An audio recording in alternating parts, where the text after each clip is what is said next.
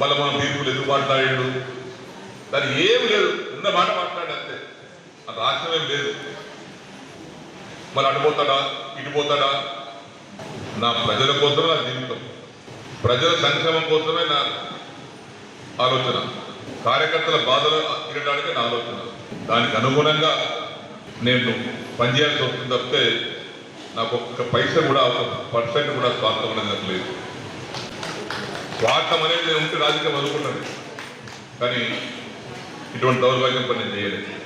రోజు అంటున్న బాధ కలిగి మనం స్పందించాలి. పోచారం శ్రీనివాస్ రెడ్డి ఉద్యోగం పెట్టా, ముఖ్యమంత్రి గారికి ఉద్యోగం కలిపిండా, ఆయన స్వార్థం ఉంది. చెప్పురా బాబు, ఒక్కటి చెప్పు స్వార్థం, ఒక్కటి చెప్తున్నాను. నాకు డబ్బులు ఇచ్చేదా, నా అమ్ముడు పోయినా, అదే ఆ విషయం స్పష్టం చేయడానికి మాట్లాడినా. నేను కూడా పేమా లెక్క పట్టుకుంటాను. ఈ ఫంక్షన్ హాల్ వచ్చింది, కేసీఆర్ రోడ్డు వచ్చింది, చెప్ప తప్పదు కదా. రేవంత్ రెడ్డి వచ్చాడు, ఆడ స్కూల్ ఇచ్చింది, ఎక్కడ దేనికి అంటారు.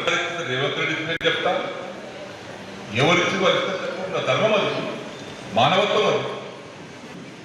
ఆయన చెప్పారు పోతాను బాగా తీర్పులు ఏమో మాట్లాడాడు, దాంట్లో రాయేమో రాష్ట్రం ఉంది, ఏమో చేస్తున్నాడు.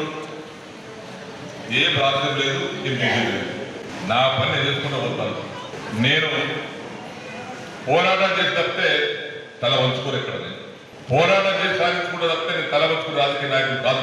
ఎవరికి కూడా కోసం ఏమైనా చేస్తాను.